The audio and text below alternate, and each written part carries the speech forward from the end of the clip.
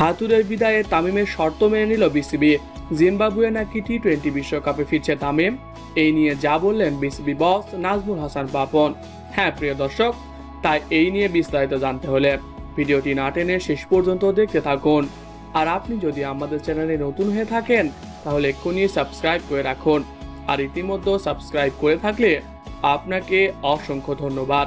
বাংলাদেশের বহুল আলোচিত সমালোচিত কোচ হাতুড়ু সিংহ হঠাৎ করে শ্রীলঙ্কার বিপক্ষে দ্বিতীয় টেস্টে ছুটি নিয়ে নিজের দেশে অস্ট্রেলিয়ায় চলে যান। তিনি পারিবারিক সমস্যার কথা বলে তিনি ছুটি নেন বলে জানা যায়। তবে ঈদের আগের দিন থেকে একটি খবর গণমাধ্যমে ওঠে, হাতুড়ু সিং নাকি জাতীয় দল থেকে বহিষ্কার করা হয়েছে। এই নিয়ে কথা বলেছেন বিসিবি বস নাজমুল হাসান পাপন। তিনি বলেন, এই রকম খবর আমরা শুনলাম, তবে তাকে বহিষ্কার করা হয়নি। সেই বাংলাদেশের কোচ থাকতে চায় না বলে জানান তিনি। হাতুড়ের সাথে আরও 3 মাস চুক্তি আসছে বলে জানান পাপন। সে যদি কোচ থাকতে না চায় তাহলে তো আমাদের কিছু করার নেই, আমরা নতুন কোচ নিয়োগ দিব। ইতিমধ্যেই অনেক দামি কোচ আমাদের সঙ্গে যোগাযোগ করেছে, তবে আমরা চাই দেশি কোচকে নিয়োগ দিতে। তবে সব থেকে খুশির খবর দিলেন তিনি। খুশির খবরটি হলো তামিমের জাতীয় দলে ফেরা।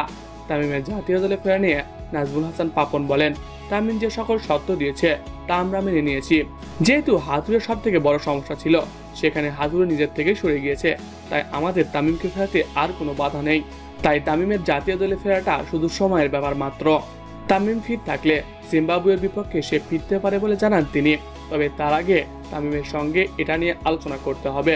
ঈদ পরে তার সাথে আমার কিছু কথা আছে, তারপরেই তামিমকে নিয়ে আমরা সঠিক তথ্যটা আপনাদের জানাতে পারবো।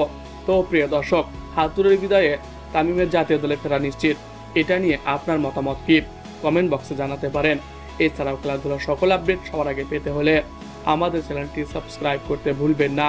ধন্যবাদ সবাইকে।